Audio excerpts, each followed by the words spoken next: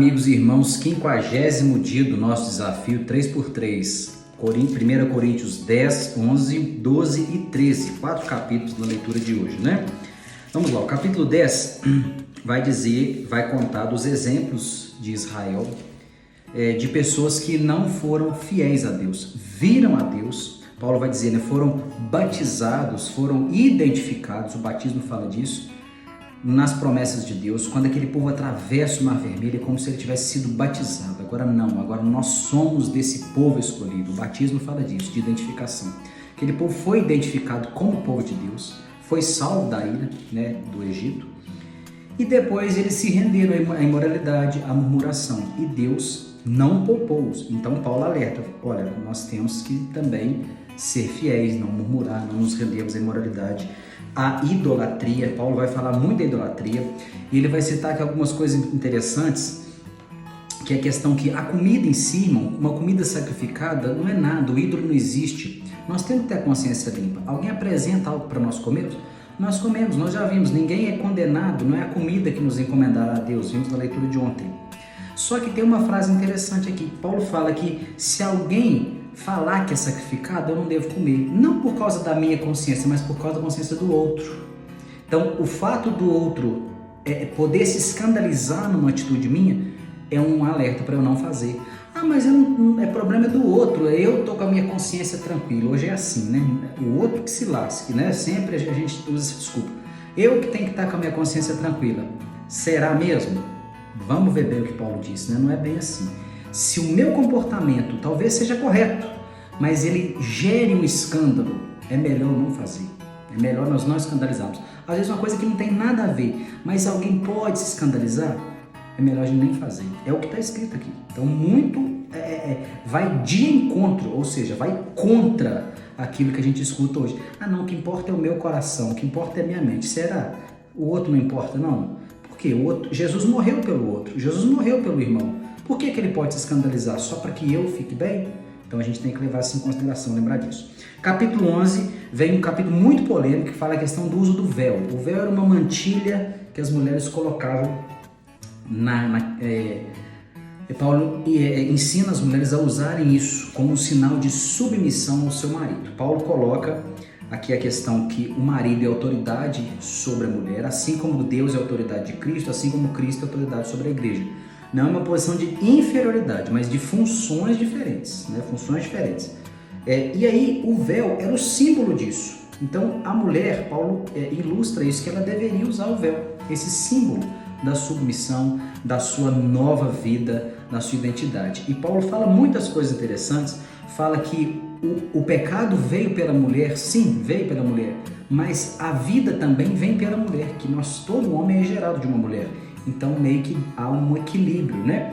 Então vários ensinos aqui, só que tem denominações que acreditam, ensinam que é necessário que a mulher use o véu ainda hoje, em todas as culturas, em todos os locais.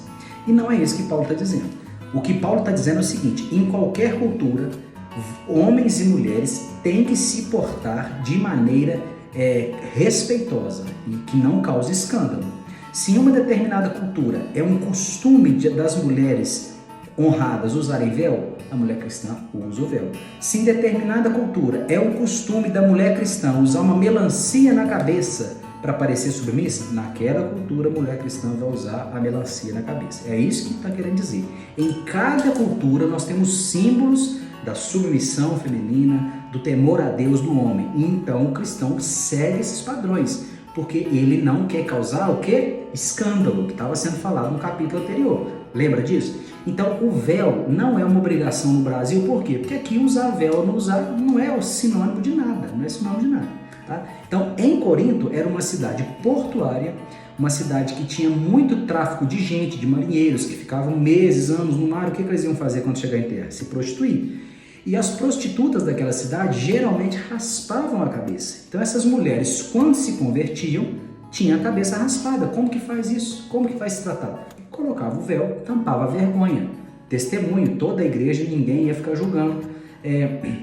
Então Paulo ensina as mulheres a usar esse véu, né? Inclusive as que tinham cabelo, né? Porque que aí não ia, se tivesse só as que cabeça rapada com véu, ia falar assim, aquela ali era prostituta, aquela não era. Então ia causar uma rixa. E Paulo fala, só que o cabelo é dado em lugar do véu. Então, muitos pontos polêmicos, qualquer dúvida pode chamar, né? Não tem problema. Aí, a questão da ceia, Paulo instrui o modo correto da ceia.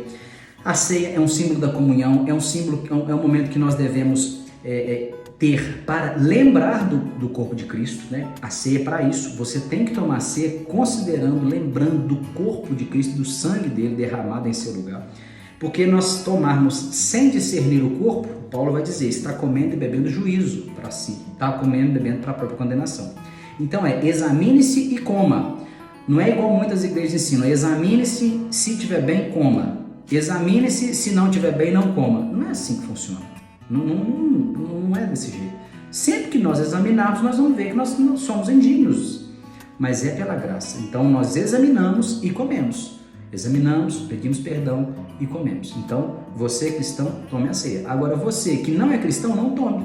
Porque é alguém que considera o sangue de Jesus. Você não é cristão, você não considera o sangue de Jesus. Porque você não considera nem que ele morreu por você. Você não aceita nem isso na sua vida. Você não aceita o sacrifício de Jesus para você.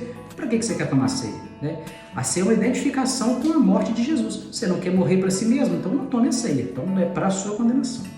E aí, o capítulo 12, Paulo passa a discorrer 12, 13 e 14, nós vamos ver amanhã, sobre os dons espirituais. Paulo vai dizer, na igreja de Corinto estava tendo muito problema com isso, estava uma bagunça, todo mundo profetizando ao mesmo tempo, gritando ao mesmo tempo, xingando, fazendo uma algazarra ao mesmo tempo. Nós não vemos isso hoje em dia, né? Mas estava acontecendo isso. Paulo não proíbe, mas ele organiza. Então ele fala, olha, cada um tem um dom, cada um tem uma função. Um que não tem outra função não precisa achar que é menor do que o outro, porque até no nosso corpo, aqueles membros mais inferiores são os que nós mais guardamos, né? E o capítulo 13, Paulo vai falar essa magnífica texto sobre o amor, o mais bonito já escrito, né? Vários escritores falam isso, sobre o amor. Por que isso? O que tem a ver? Porque não adianta eu exercer dons e dons e dons só para minha própria glória. Eu tenho que exercer com amor, pensando no corpo de Cristo. Amém? Qualquer dúvida, eu tenho muitos textos complicados. Chame, não fique com dúvida nesses textos. Que Deus te abençoe.